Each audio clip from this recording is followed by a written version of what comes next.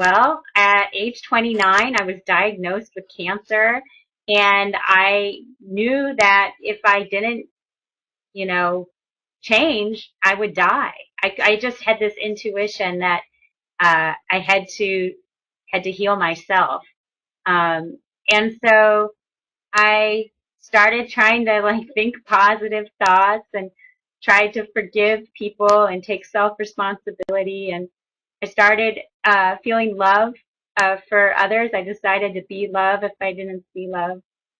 And as you see in my journey is really a journey to the self. And I came to realize the truth of who I am and all that is. And now I'm happy. So I use this book as an invitation to all people, whether you've cancer or not, to come live your happiest life, no matter what challenges may come your way. So research shows that what we think is linked to what we feel. And research also shows that stress, chronic stress, leads to uh, the immunity system to not function correctly. And therefore, when our immunity is weak, we're more likely to get disease. So we know from science that stress is related to disease um, and a weakened immune system.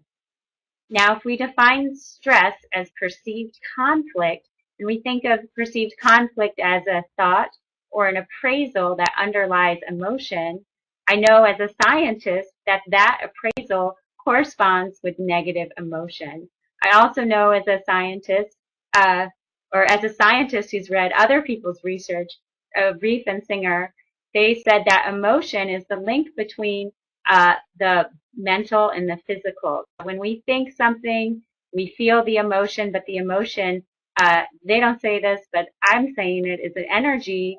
And we also know now that there are neurochemicals um, released with the emotion. So, physical things are going on. Emotion is the bridge, according to Reef and Singer, between body and mind. And if we're thinking negative thoughts, we also know from Bruce Lipton's work, Dr. Bruce Lipton, that we're giving ourselves these chemical baths. Our cells live in these chemical baths. And if we are, creating a positive environment with our consciousness and thinking, we're having these life-giving chemicals are being released where the cells can flourish, or if we're thinking, fearful, conflict-ridden thoughts, then we have those negative emotions, and that's like a negative cell bath, and the cells will not want to continue growing. And these are ideas that are deductions based on the findings that he made. So I wouldn't say that's a definite conclusion. I'm just drawing the conclusion based on what I've heard his research has discovered.